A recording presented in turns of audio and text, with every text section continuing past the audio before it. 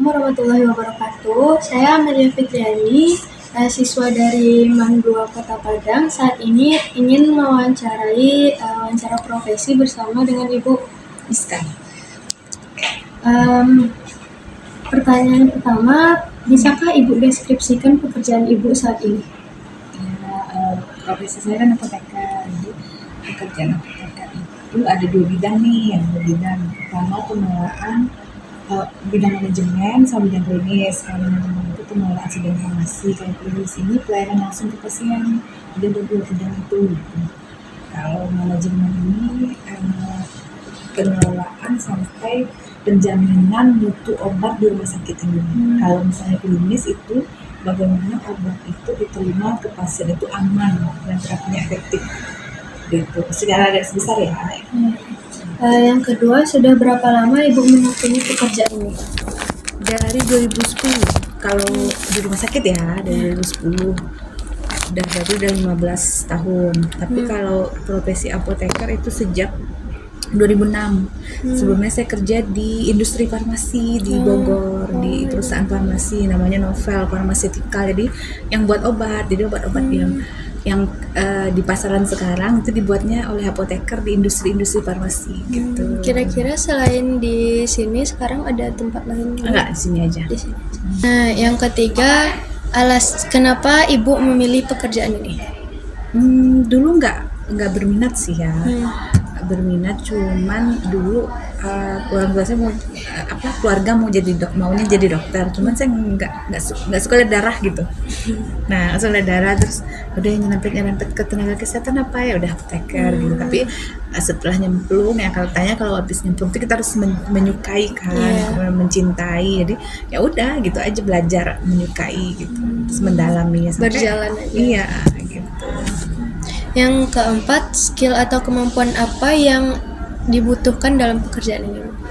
Kalau apoteker itu yang pertama harus kalau untuk masuk apoteker ya, itu nggak boleh buta warna, karena kita nanti banyak belajar tentang zat kimia. Jadi misalnya senyawa obat itu misalnya zat A direaksikan dengan zat B, itu menghasilkan warna hijau. Nah itu kita harus bisa melihat perubahannya gitu. Nah kalau misalnya kita nggak bisa membedakan warna, itu nggak bisa. Jadi memang tes awal apoteker itu atau tenaga farmasi itu tes buta warna, itu terutama. Kemudian skill lainnya harus teliti, kemudian kan banyak belajar kimia tuh, basic kimianya harus kuat.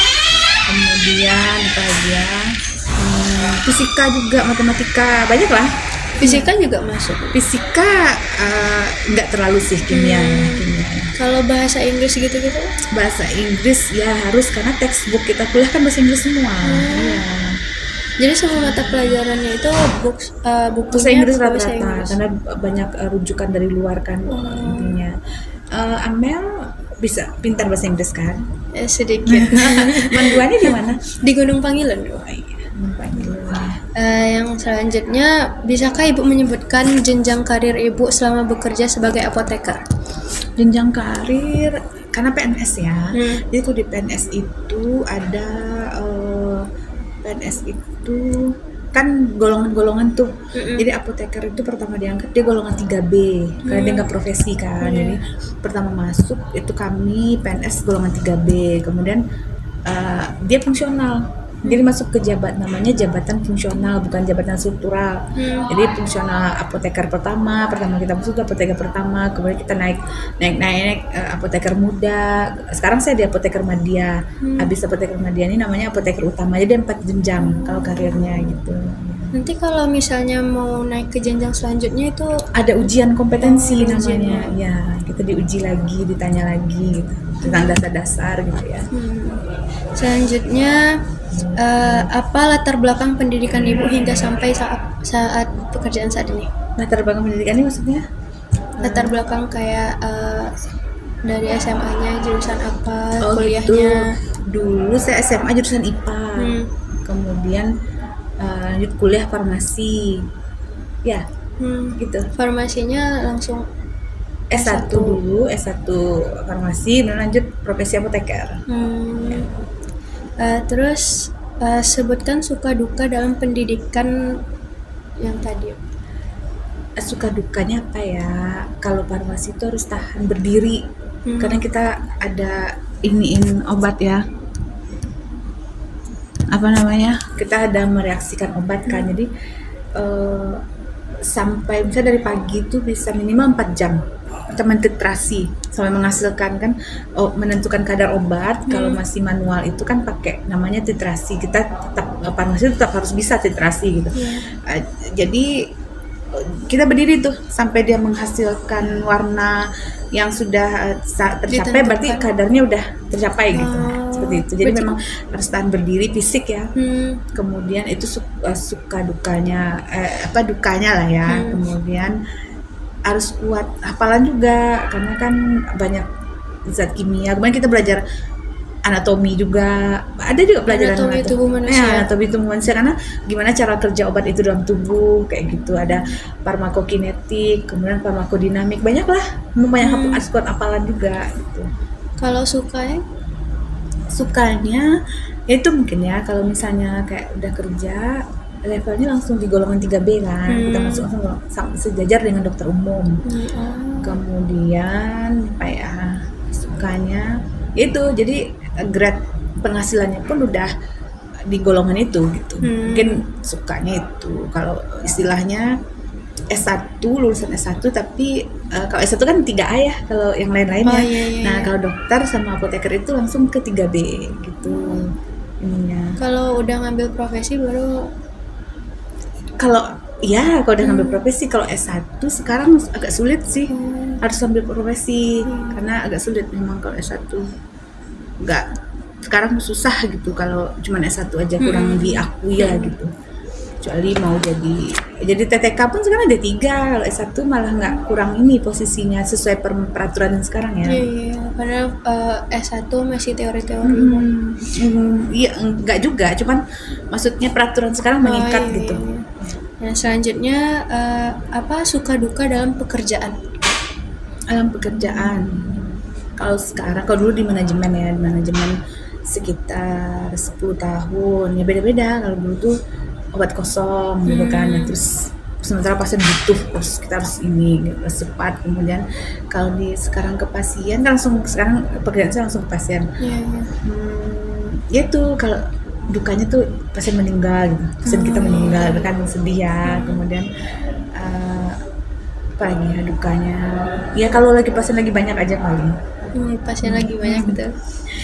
Terus pengalaman berharga selama pekerjaan. Pengalaman berharga apa ya? Apa nih misalnya, maksudnya contohnya? Misalnya ibu suka berinteraksi dengan pasien gitu. Jadi kalau kerja di sini, kalau karena langsung ke pasien, jadi kata orang kalau kerja di rumah sakit ya, itu dekat ke pahala kalau ikhlas. Karena tapi dekat juga ke dosa, katanya kan melayani orang sakit pahala ya. Tapi dekat juga ke dosa kalau kita nggak serius gitu. Kalau main-main nggak bener-bener ya kayak gitu. Kalau di manajemen dulu apanya suka duka? Itunya pengalamannya. Oh, banyak sih ilmu skill ini ya, skill manage orang. Farmasi ini kan ramai tuh. Saya dulu di bagian administrasi farmasi, sekretaris instalasi farmasi, jadi itu bagian SDM-nya. Jadi kan farmasi itu ada 100, waktu saya di situ dulu 172 tahun yang lalu, 171 orang. Nah, jadi orang itu berbeda-beda. Jadi berbeda-beda pemikiran, berbeda-beda cara bergaul, sifat sama kita gitu kan. Jadi ya ada seninya lah mengelola orang gitu. Seperti itu. Yang selanjutnya bisa tolong sebutkan skala penghasilan yang diperoleh dalam pekerjaan saat ini. Skalanya misalnya kayak kisaran berapanya? Juta. Dalam angka rupiah Iya, dalam rupiah. di atas 15. Ya. Terus yang selanjutnya, apa motivasi terbesar Ibu yang membuat Ibu tetap semangat dalam pekerjaan ini? Ya karena bekerja itu kan ibadah ya. Iya. Nah motivasi terbesarnya yaitu misalnya dengan kita bekerja, misalnya kita bisa bantu orang lain, nah, gitu, bisa bantu keluarga, gitu. Jadi motivasinya karena butuh, gitu. Iya, kan kita harus cari katanya bekerja sesuai passion. Iya. Tapi sebenarnya bilang gitu, sebenarnya kalau menurut saya kita tuh harus cari passion kita, gitu. Iya, Kita iya, udah iya. bekerja nih, awalnya kan nggak suka di farmasi, Iya. tapi kalau kita udah kerja, ya udah dicari passionnya, itu namanya passion gitu, bukan not my passion gitu kan ya, jadi bukan passion saya gitu, terus malas-malas enggak, kalau kita udah nyemplung di sana ya dicari passionnya gitu. Gitu, jadi harus dicintai lah. Selanjutnya, bagaimana cara Ibu menghadapi tantangan dalam pekerjaan ini? Tantangan pekerjaan sih nggak banyak ya, paling waktu ya. Kalau saat pasien banyak, gimana cara membagi waktu lebih cepat aja sih bekerjanya. Jadi kita emang harus Lebih gesit, Iya. sat-sat. Apoteker tuh nggak boleh lelet, apalagi di rumah sakit. Lihat aja jalan dokter kan. Iya. Seperti itu juga karena kita kan satu tim. Ya Allah. Seperti itu juga untuk pasien itu timnya ada dokter sebagai ketua timnya, kemudian apoteker, kemudian ahli gizi, perawat, ya kan. Nah kita satu tim tuh. Nah mereka bergerak cepat, kita juga harus cepat gitu. Karena kan pasien di depan kita, kita harus istilahnya gitu ya. Kita harus analisa obat pasien. Kalau di farmasi itu ada pengkajian resep, kemudian rekonsiliasi obat, kita visitin, mengunjungi pasien, kita edukasi pasien, kemudian edukasi obat pulang, kemudian banyak lah. Kemudian monitoring efek samping obat, pasiennya ngalamin alergi nggak, dikasih obat ada efek samping nggak, kayak gitu. Emang harus nyari cepat. tahu semuanya. Iya, kita harus bergeraknya cepat, nggak boleh lelet. Ya, kalau mau sukses ya. Kalau nggak ya udah besok kerja lagi itu lagi gitu kan. Yang selanjutnya, apa kesalahan yang pernah dilakukan saat bekerja dan bagaimana cara memperbaikinya? Kesalahan kalau dulu ya, kalau di klinis alhamdulillah nggak ada, belum ada. Tapi kalau dulu di manajemen kan mengolah ada juga mengolah, selain mengurus SDM juga pelaporan ya ke Kemenkes segala macam gitu. Nah ada kesalahan mengolah data waktu itu, jadi jumlah stok omnem ya, jumlah stok omnem tuh nggak sama gitu rupiahnya, itu sering kok bisa beda ya, itu nyari-nyari itu yang susah gitu. Harus dicari lagi di mana. Gitu. Nah selanjutnya, menurut Ibu apa kelebihan dan kekurangan dari pekerjaan ini? Kelebihannya apa ya? Kelebihan orang memang sulit kalau ditanya kelebihan, tapi kalau kurang pasti bisa. Kalau kelebihannya itu tadi masuk PNS itu apoteker langsung golongan 3B gitu kan. Kemudian kalau di rumah sakit rank penghasilannya tuh cukup tinggi lah dibanding dengan di apoteker kerja di luar gitu. Kemudian itu kelebihannya. Terus apa lagi ya? Karena ya profesi ya pertanyaan. Kalau saya kan karena PNS jadi tentu lebih terjamin gitu ininya, maksudnya ya walaupun gajinya tetap tapi kan maksudnya lebih terjamin lah gitu gajinya gitu kayak gitu. Tapi kalau terhadap profesi apoteker sih lahan pekerjaannya banyak gitu aja di luar juga gitu karena kan, masih bisa di kerja di apotek luar. ya. Nah yang terakhir nih Bu, apa saran Ibu bagi siswa yang ingin menekuni profesi ini?